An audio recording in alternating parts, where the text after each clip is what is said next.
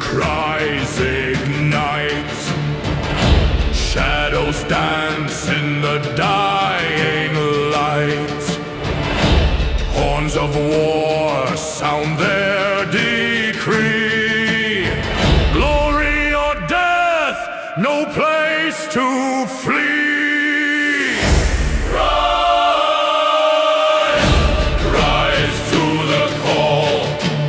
Empire stands or it will fall.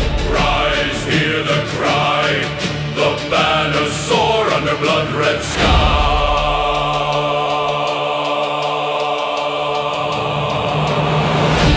Marching feet in perfect beat. Drums roll heavy, hearts repeat. Make choir echoes victory teeters on the grim.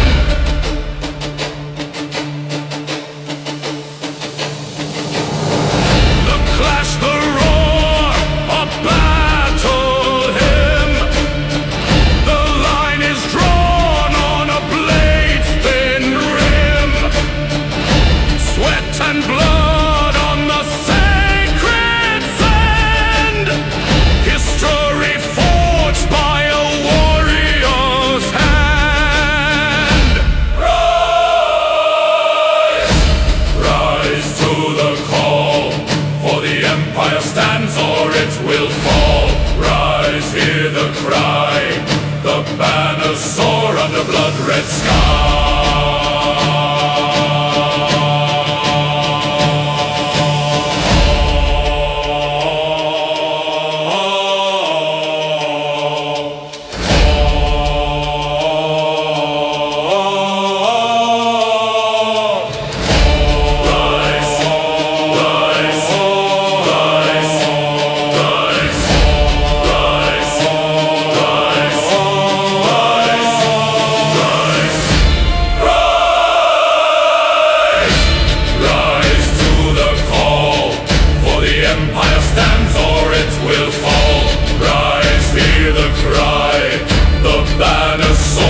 Blood-red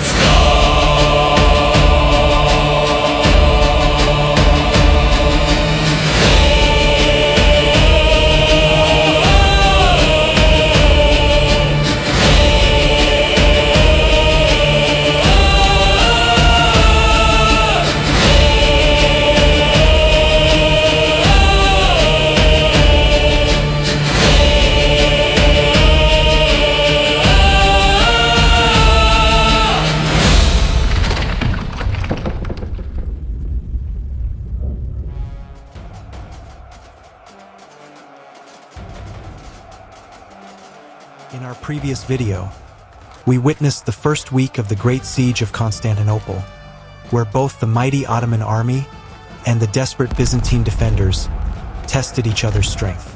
Cross Sword's second week of the siege, April 12th to 18th, 1453. The first week of the Great Siege had ended without a clear result. Both the mighty Ottoman army and the desperate Byzantine defenders had tested each other's strength. Now, as the second week began, the battle grew more intense. Sultan Mehmed II ordered his heavy artillery to fire day and night. The thunder of giant cannons shook the earth, while smoke and fire rose over the city. The legendary Theodosian walls, which had protected Constantinople for centuries, now trembled under constant bombardment. When the walls resisted, Mehmed gave new orders. His artillery targeted not only the outer defenses, but also the city itself. Explosions destroyed houses, markets, and towers, spreading panic among the people. At the same time, the Sultan launched full assaults on three gates: St. Romanus, Chrysius, and Adrianople. Ottoman janissaries and infantry stormed forward, shouting battle cries as siege towers rolled into position. But the Byzantines fought back fiercely. From the walls, they rained arrows, hurled stones, and poured burning oil on the attackers. Greek fire, like weapons shot flames across the battlefield, terrifying the Ottoman soldiers. The fighting was brutal. Many attackers reached the walls, only to be cut down. By nightfall, the ground was covered with fallen warriors, broken shields, and shattered ladders. The defenders had held once again, but both sides suffered heavily. The second week ended with no breakthrough.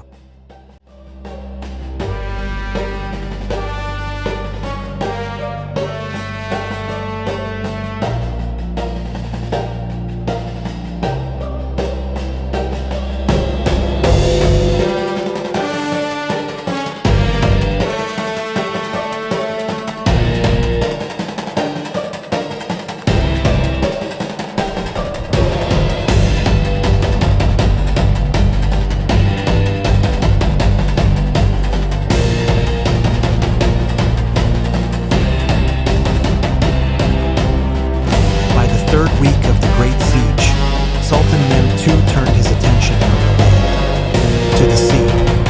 Constantinople's strongest lifeline was the Golden Horn Harbor, a natural defense that had protected the city for centuries.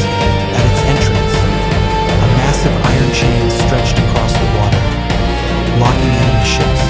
Behind this barrier, the Byzantine fleet waited safely, confident that supplies and reinforcements could still reach them.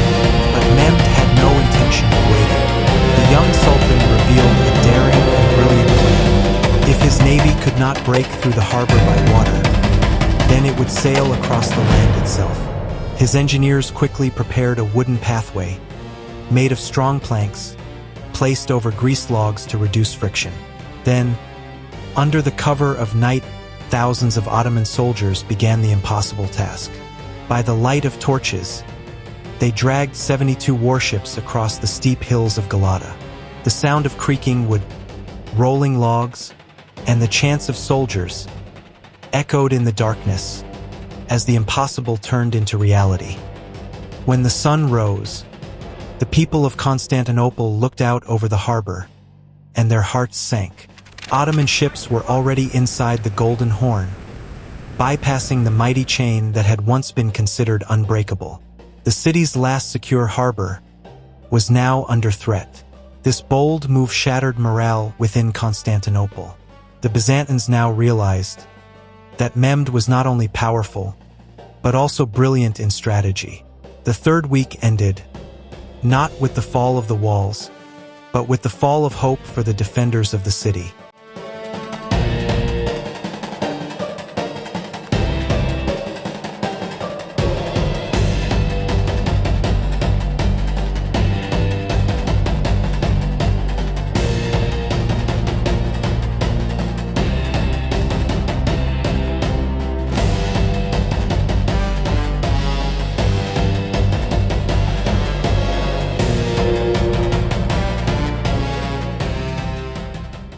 By the fourth week, the thunder of cannons echoed day and night across Constantinople. Sultan Mehmed's most powerful weapon, the massive royal cannon known as the Basilica, fired with terrifying force.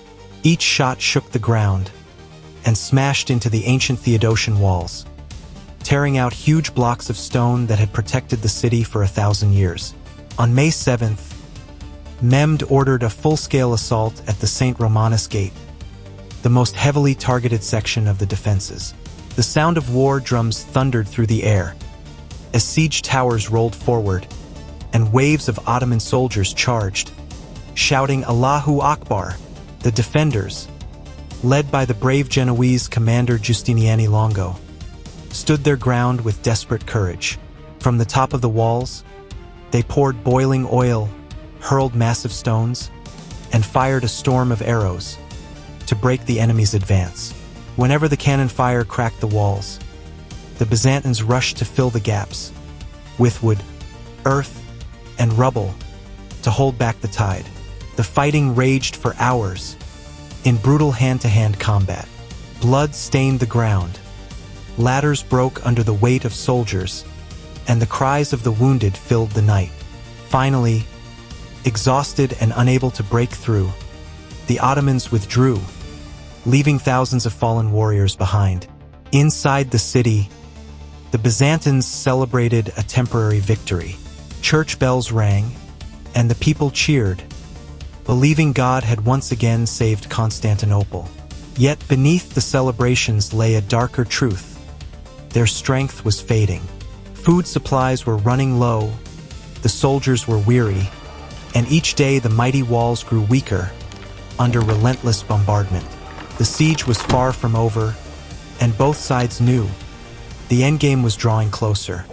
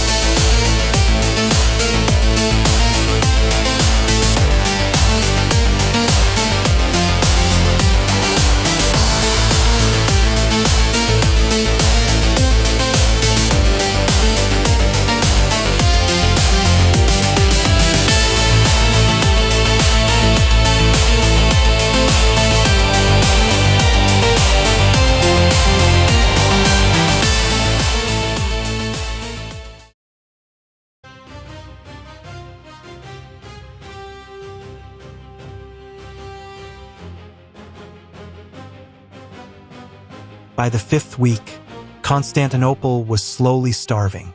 Food was running out, bread was rationed, and many families had almost nothing left to eat. People prayed for help, but every day their strength grew weaker. To give courage, Emperor Constantine XI led prayers in the Great Hagia Sophia, asking God for a miracle. Outside the city, Sultan Mehmed II tried a new plan. If his cannons could not bring down the walls, he would attack from beneath them. Ottoman diggers began building tunnels under the Theodosian walls, hoping to break their foundations and make them collapse. But the Byzantines were ready. Their engineers discovered the tunnels and quickly dug counter-tunnels. In the darkness underground, fires were set and passages were destroyed. Many Ottoman sappers were trapped or killed. Mehmed's secret plan failed.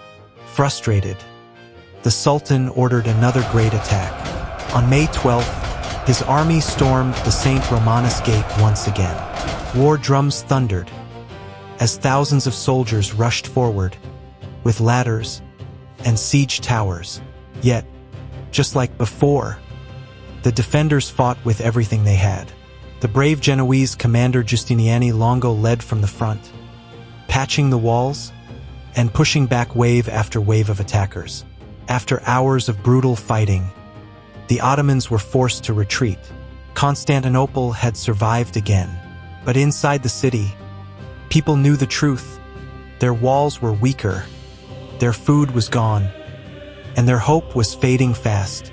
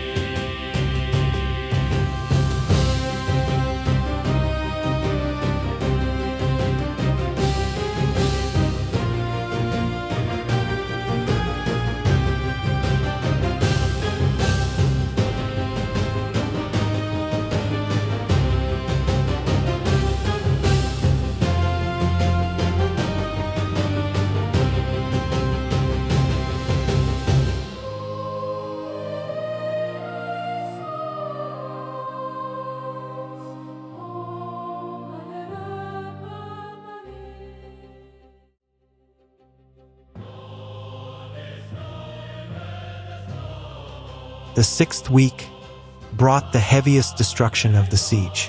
Ottoman cannons fired without pause, shaking the ground with every blast. Towers crumbled, homes collapsed, and the Theodosian walls, once thought unbreakable, now had wide cracks and broken stones. At sea, the Ottoman navy tightened its blockade. No ships could enter with food or reinforcements. Inside Constantinople, hunger and fear spread quickly. Bread was scarce, and families struggled to survive. On May 18th, Sultan Mehmed revealed a terrifying new weapon, a giant wooden siege tower, covered in ox hides and wet earth to resist fire. It slowly rolled toward the walls, filled with Ottoman archers and soldiers ready to storm the defenses. The sight struck fear into the Byzantines, but the defenders fought back with desperate courage. That night, they launched fire ships against the massive tower. Flames spread quickly, and the tower collapsed into ashes before it could reach the walls. Mehmed was furious at this loss, but his determination only grew stronger. The 6th week ended, with Constantinople weaker than ever, starving, exhausted, and nearly broken.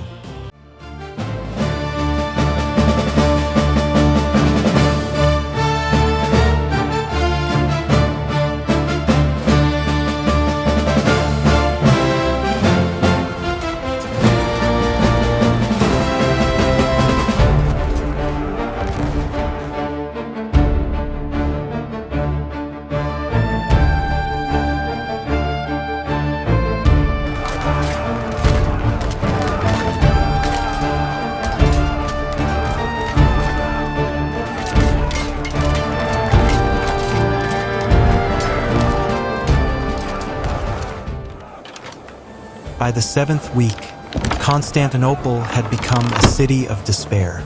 Its great walls were cracked, its towers shattered, and its people starving. Only about 7,000 defenders remained: soldiers, volunteers, and ordinary citizens.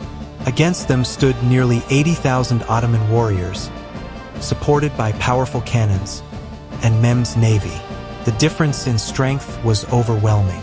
Outside the walls, the bombardments never stopped. Day and night, cannonballs rained down, shaking the city and spreading fire through entire neighborhoods. Smoke darkened the sky as hope inside the city grew dim. On May 23rd, the people realized the bitter truth. No help was coming.